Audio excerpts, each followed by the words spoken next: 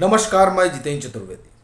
9 घंटे की पूछताछ और फिर सीबीआई का हाई कोर्ट में जवाब।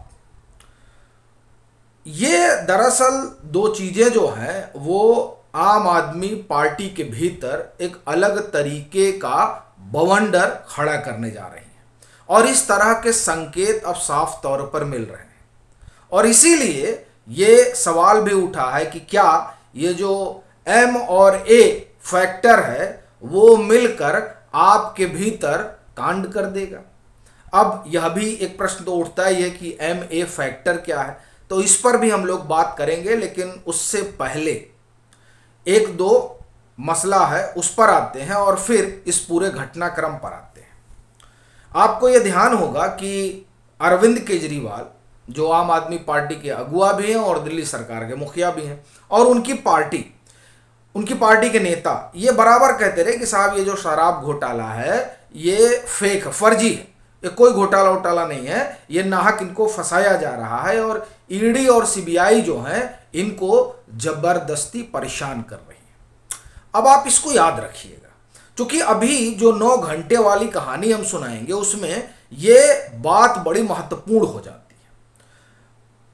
ये जो 9 घंटे वाला मसला है जो सीबीआई ने इनसे पूछताछ की थी अरविंद केजरीवाल से, जिसमें जो मोटे तौर पर सवाल थे वो यही थे कि साहब ये जो पॉलिसी बनी इस पॉलिसी के बनाने में किसकी भूमिका रही, कौन है जो इसने तमाम निर्णय लिए, ये सवाल था। अब इस सवाल का जवाब अरविंद केजरीवाल ने क्या दिया ये कोई नहीं जानता था, लेकिन ये जानकारी तब निकल कर आई जब हाई कोर्ट में सीबीआई ने अपना पक्ष रखा।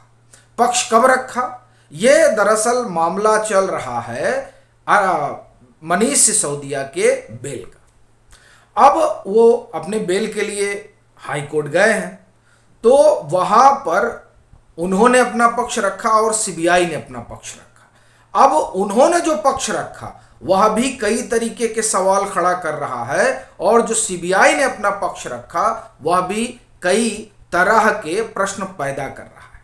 सीबीआई ने क्या कहा पहले वो बताता हूं और फिर आता हूं कि मनीष सिसोदिया ने क्या अपना पक्ष रखा कोर्ट में, क्योंकि वो तो जमानत चाह रहे हैं और सीबीआई ये चाहती है कि मनीष सिसोदिया जब तक इनकी जांच पड़ताल पूरी ना हो जाए तब तक उनको जमानत ना मिले। तो अब उस लिहाज से आप देखिए कि ये जो सीबीआई कहने जा रही है दरअसल ये वही कह रही है जो सवाल अरविंद केजरीवाल से पूछा गया था 9 घंटे की पूछताछ में, और दरअसल जो उन्होंने जवाब दिया है वही जवाब ऐसा लगता है कि सीबीआई ने कोर्ट के सामने रख दिया। क्या कहा सीबीआई ने इनके बेल का विरोध करते हुए, इनके मतलब मनीष सिसोदिया के, cabinet ministers concern as well as CM during course of investigation confirmed that the policy was formulated by the petitioner।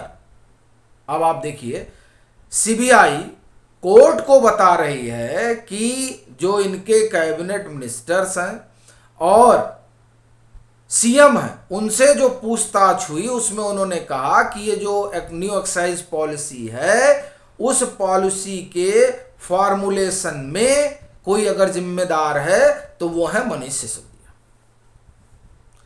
अब आप इस पर ध्यान दीजिए, ये कितनी महत्वपूर्ण बात है। मतलब इस पूरे मामले का ठीकरा जो है वो एक तरह से अरविंद केजरीवाल मनीष सिसोदिया के सर पर फोड़ रहे हैं क्या, इससे ये सवाल उठता है। क्योंकि जब सीबीआई ये कह रही है कि पूछताछ में ऐसा कहा गया तो इसके क्या मतलब है, एक। दूसरा, अब जो मनीष सिसोदिया जब अपना पक्ष हाई कोर्ट में रखते, चूंकि अभी तो सुनवाई चल रही है, ये 26 अप्रैल को सीबीआई डिटेल में अपना पक्ष रखेगी, तब ऐसा लगता है कई खुलासे होंगे। लेकिन अभी जो सीबीआई ने रखा वो अपने आप में बड़ा सनसनीखेज है। तो ये सीबीआई की तरफ से। अब मनीष सिसोदिया क्या कह रहे हैं, उनके वकील क्या कह रहे हैं? उनके वकील कह रहे हैं कि साहब हम ही को क्यों सिर्फ परेशान किया जा रहा है, मतलब हमने तो अकेले कुछ किया नहीं। एक दूसरा वो ये कह रहे हैं कि जो सह आरोपी रहे उनको बेल मिलती जा रही है, हमको क्यों नहीं मिल रही है, ये क्या मतलब है भाई। अब इस बात को लेकर वो परेशान है और वो तर्क देते हैं जो कोर्ट में, उस तर्क को आप सुनिए। और ये दरअसल एक तरह से ऐसा लगता है कि इस तर्क के जरिए वो अब अरविंद केजरीवाल को भी कटघरे में खड़ा कर रहे हैं। कैसे? वहां पर मनीष सिसोदिया का पक्ष रखते हुए उनके वकील कहते हैं कि with respect to the excise policy, Krishnan argued, उनके मनीष सिसोदिया के वकील हैं, I made a policy, I am required to make a policy. It was cabinet approved. I sent it to LG. Even thug, I do not need LG approval. LG made changes, sent it back to me. Therefore, a policy which is vetted by finance secretary, law secretary, cleared by cabinet. अब आप ये इस पर आप रुकिए। वो कह रहे हैं कि साहब हमने अकेले बनाया है, ये तमाम लोग और सबसे बड़ी चीज है कैबिनेट उस पॉलिसी मेकिंग का हिस्सा रही, फिर हमें क्यों अकेले घसीटा जा रहा है। अब जब कैबिनेट की बात कर रहे हैं तो भले से अरविंद केजरीवाल के पास कोई विभाग ना हो, लेकिन उस कैबिनेट का हिस्सा तो यह ही है। अब जब कैबिनेट का हिस्सा है और कैबिनेट ने उसे अप्रूव किया है तो जाहिर सी बात है कि जवाबदेही तो सबकी तय होनी चाहिए। भाई अकेले हमको क्यों घसीटा जा रहा है। ये बात मनीष सिसोदिया के वकील हाई कोर्ट में रख रहे हैं। अब आप देखिए, एक तरफ अरविंद केजरीवाल और दूसरी तरफ मनीष सिसोदिया।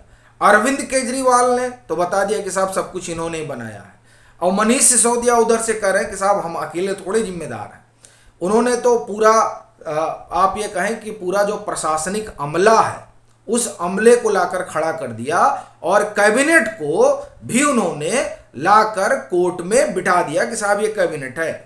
अब आप बताइए कि जब ये डिसीजन इस तरीके से हुआ तो अकेले हम ही जिम्मेदार हैं। तो सवाल ये उठता है कि क्या अब एजेंसी जो अभी तक सीबीआई ने अभी तक पूछताछ ही की थी, तो क्या अब ईडी भी पहुंचेगी अरविंद केजरीवाल के दरवाजे तक।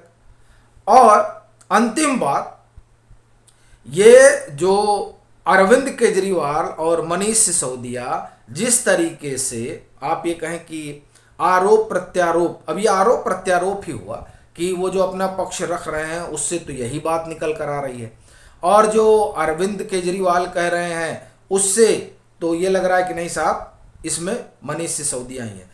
तो ये जो दो आप ये कहें कि नंबर 1 और नंबर 2 आम आदमी पार्टी के और सरकार के भी अब तो बहरहाल ये पूर्व हो चुके हैं, लेकिन इन दोनों लोगों की जो आप ये कहें एजेंसियों के सामने और फिर कोर्ट में जो बात निकल कर आ रही है, क्या वो ऐसा नहीं जान पड़ता है कि अरविंद केजरीवाल के लिए भी समस्या का सबब बन सकती है और संभवतः ज़्यादा बनेगी। और यह भी कि क्या अब ईडी दस्तक नहीं देगी इनके दरवाजे तक, और इनका संकट क्या अब बढ़ने वाला नहीं है। ये तमाम बातें हैं। आप इसे किस तरह से देख रहे हैं ज़रूर साझा करें, और अगर आप मतांतर से नहीं जुड़े हैं तो जुड़े भी।